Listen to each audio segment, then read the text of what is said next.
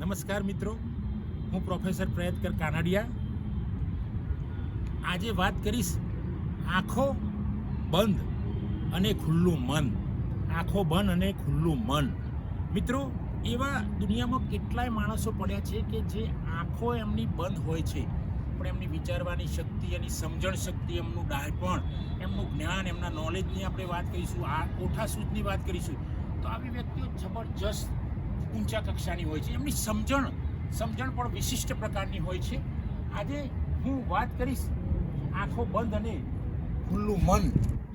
એક મિત્ર એવા પ્રોફેસર રતિભાઈ ઉપર વાત કરીશ. રતિભાઈએ પ્રજ્ઞાચક્ષુ, નાનપણથી જ કોઈક રોગના ભરડામાં ભરાઈ ગયા અને એ બિલકુલ અંધ બની ગયા. એ વખતે એમને દેખાવાનું બંધ થઈ ગયું. મા બાપે બહુ ટ્રીટમેન્ટ કરાવી, બધું કર્યું હશે એ વખતે, પણ એમને સારું ના થયું, આંખોથી દેખાવા માંડ્યું નહીં.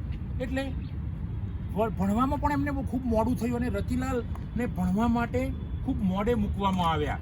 પણ એમની શક્તિ એટલી પાવરફુલ હતી, યાદ શક્તિ કહો, સ્મરણ શક્તિ કહીએ આપણે, અને નિમોનિક્સ કહીએ છીએ, તો એટલું બધું પાવરફુલ હતું કે માણસ એકવાર વાંચે તો એને યાદ રહી જાય. આ મિત્ર પ્રજ્ઞાચક્ષુની વાત હું એટલે કરું છું કે મિત્ર અત્યારે હાલ આપણી વચ્ચે નથી. એ ખૂબ સારા એવા પ્રોફેસર, વિદ્વાન પ્રોફેસર, એમણે મેઘરજ ગવર્મેન્ટ કોલેજ અને ગુજરાત કોલેજ અમદાવાદ જેવી સારી સારી કોલેજોમાં એમણે જોબ કરી છે અને એમને ઉમદા કામ આપ્યું છે. પણ નોકરી પૂરી થાય એ પહેલાં આવા વિદ્વાન માણસને, આવા પ્રજ્ઞાચક્ષુને, વિષયની અંદર ખૂબ નિષ્ણાત, એક વારમાં યાદ આવી જાય એવા મિત્રને ભગવાને ઉપર બોલાવી લીધા. કહેવાય છે કે જે સારા માણસ હોય છે, હોશિયાર માણસ હોય છે, સમજણા માણસ હોય છે, એમની અહીંયા જરૂર છે, એવી ઉપર પણ જરૂર છે. એ આપણે માની લઈએ. અને એ રીતે રતિલાલ, પણ રતિલાલનું વ્યક્તિત્વ જબરજસ્ત. મિત્રો, આ રતિલાલ આપણને એકવાર મળે અને તમારો અવાજ સાંભળી જાય, અને જો પછી તમે 1 વર્ષ પછી રતિલાલને મળો, પ્રોફેસર રતિલાલને મળો, તો એ તમને નામ સાથે કહી દે કે ભાઈ તમે આ વ્યક્તિ છો, આપણે અહીંયા મળ્યા હતા. તો આ જબરજસ્ત એમની સ્મરણ શક્તિ હતી. એ સિવાય પણ એમણે તમને કદાચ વર્ષ પહેલાં, 6 મહિના પહેલાં હાથ મિલાવ્યો હોય તમને, અને બીજી વાર તમે એમને બોલ્યા વગર ખાલી હાથ ઉપર સ્પર્શ કરો, હાથનું મિલન કરો, તો કહી દેશે કે ભાઈ આ વ્યક્તિ આ નીરજભાઈ વસાવા છે. તો એવું એ ચોખ્ખું જ કહી દેશે કે ભાઈ આ વ્યક્તિ છે ધ્રુવ છાયા છે, આ વ્યક્તિ છે નિલય ગોહિલ છે, એવી વાત કરી દેશે. અથવા તો આ વ્યક્તિ ડૉક્ટર પ્રદીપ પટેલ છે, આવું તરત જ ઓળખાણ આપી દેશે. તો મિત્રો, આવા મિત્રની હું વાત કરું તો જબરજસ્ત મોટી ઉંમરે ભણવાનું, 10 વર્ષ પછી લગભગ ભણવાનું એમનું ચાલુ થયું છે, પણ ભણવામાં ખૂબ જ ચબડાક. એકવાર કોઈ બોલી નાખે પાઠ અને એ સાંભળી લે તો એમને લગભગ આજીવન યાદ રહી જાય. આવા વ્યક્તિએ વિદ્યાર્થીઓની અંદર પણ જબરજસ્ત પ્રેરણા પૂરી પાડી છે. એમના વિદ્યાર્થીઓ હોય, બહારના વિદ્યાર્થીઓ હોય, તો રતિલાલને એકવાર જોઈ લે એટલે વિદ્યાર્થીની અંદર એક મોટો પ્રેરણા સ્ત્રોત જાગૃત થઈ જાય. કેમ કે રતિલાલ ખુદ એક પ્રેરણા સ્ત્રોત હતા. અને આ રતિલાલે ઘણા વિદ્યાર્થીઓને એટલી બધી સરસ મદદ કરી છે કે એમના ભણાવેલા વિદ્યાર્થીઓ ખૂબ સારી સારી જગ્યાએ નોકરી કરે છે.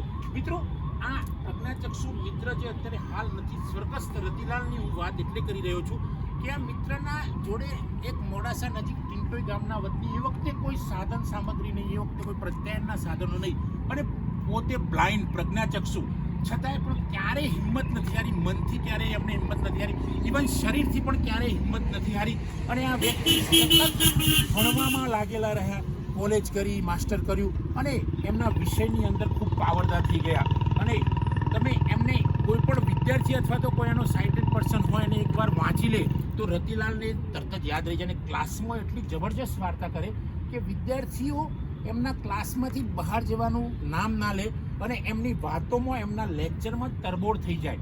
આ અંધ વ્યક્તિનું મનોબળ એટલું મજબૂત હતું કે એકવાર હું એમને મળવા ગયેલો તો એમના એક બીજા મિત્ર પ્રોફેસર હતા, એમણે વાત કરી રતિલાલની, હું વાત કરતો હતો ત્યારે મિત્ર બોલ્યા કે રતિલાલ સાહેબ એટલા બધા જોરદાર માણસ છે કે એકવાર અમે સોમનાથ ફરવા ગયેલા અને સોમનાથનો દરિયો ગુગવાટા બોલાવતો હતો, અને કે સાહેબ કિનારા પર બેઠેલા રતિલાલ, પણ પેલા લોકો જે દેખતા હતા એ માણસો, સાઇટેડ માણસો હતા, એ ડરી ગયા. પણ રતિલાલ એ દરિયાના કિનારે જ બેસી રહેલા હતા, કારણ કે એમને ગમે તે હોય, ઈશ્વર પર ભરોસો હોય, ખુદ ઉપર ભરોસો હોય, કંઈ પણ હોય, પણ એમનું મનોબળ જબરજસ્ત મજબૂત. ત્યારે પેલા મિત્રોએ કહ્યું કે સાહેબ તમે નજીક આવી જાઓ, કારણ કે દરિયો ખૂબ તોફાને ચડ્યો છે, કે ચિંતા ના કરો, મને જે દિવસે ભગવાને લેવાનો હશે એ દિવસ લઈ લેશે.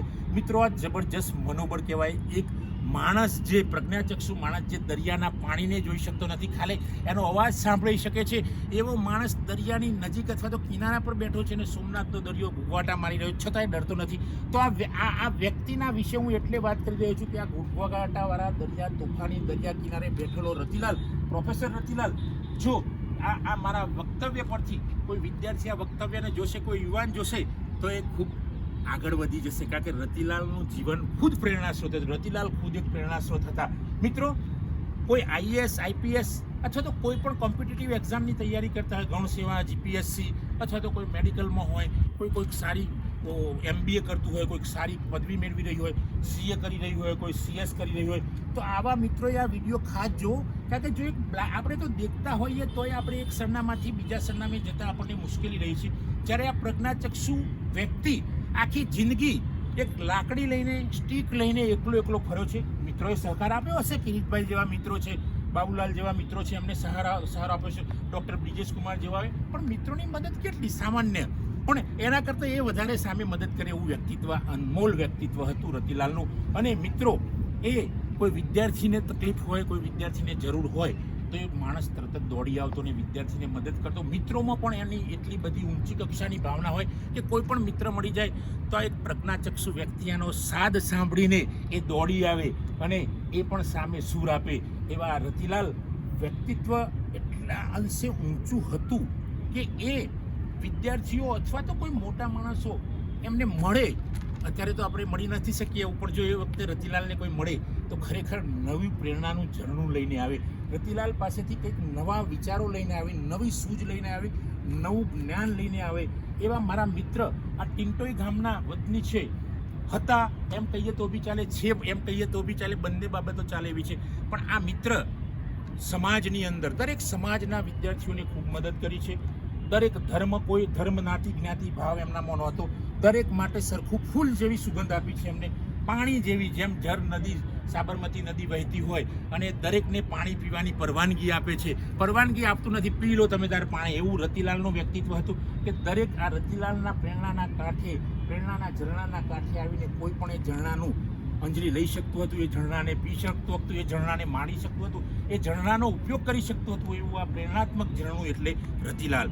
અને રતિલાલને આપણે જોઈશું તો મિત્રો, કોઈ માયુસ થઈ ગયો હોય માણસ અથવા તો કોઈ નાસીપાસ થઈ ગયો હોય, કોઈ માણસ ડિપ્રેશનમાં હોય અને જો રતિલાલને એકવાર જોઈ લે અથવા તો આ મારો વિડીયો રતિલાલવાળો જોશે તો એ ડિપ્રેશનમાંથી બહાર આવી જશે. 100% હું ગેરંટી આપું છું. કારણ કે જો એક પ્રજ્ઞાચક્ષુ વ્યક્તિ, રતિલાલ જેવી વ્યક્તિ, જો જીવનમાં ક્યારેય એને હિંમત હારી નથી, જીવનમાં ક્યારેય એને ડર લાગ્યો નથી, જાણે કે એને અભયનું વરદાન ન મળ્યું હોય, તો આવો રતિલાલ ને આપણે એ વખતે મળ્યા હોત અથવા તો તમે રતિલાલ વિશેનો વિડીયો મારો જોશો તો તમને એમ લાગશે કે રતિલાલનું જબરજસ્ત મનોબળ હતું, જબરજસ્ત કોઠાસૂઝ હતી, જબરજસ્ત જ્ઞાન હતું. એ માણસ એકલો મનોમન બેઠો હોય તો ચિંતન કરતો હોય અને એમના લેક્ચરમાં પણ મૌલિકતા હતી. ક્યાંય એમની બાંધછોડ ન હોય, ક્યાંક ખોટું, પોતાના સખત વિરોધી માણસ અને બાંધછોડ કરવાનું નહીં, વિદ્યાર્થીને સારું જ આપવાનું. આવી ભાવનાવાળા વ્યક્તિનું જો લેક્ચર આપ જોશો તો આપ ડિપ્રેશનમાં હશો, માયુસ થયા હશો તો એ બહાર નીકળી જશો. મિત્રો, તો આપ સૌને મારી નમ્ર વિનંતી છે, આ વિડીયો ખાસ જુઓ અને જો આ વિડીયો તમને સારો લાગ્યો તો એને લાઈક કરો, શેર કરો, કોમેન્ટ કરો અને મારી ચેનલ સબસ્ક્રાઈબ ન કરી હોય તો સબસ્ક્રાઈબ કરો. થેન્ક યુ દોસ્તો, થેન્ક યુ. જય ભારત, જય હિન્દ.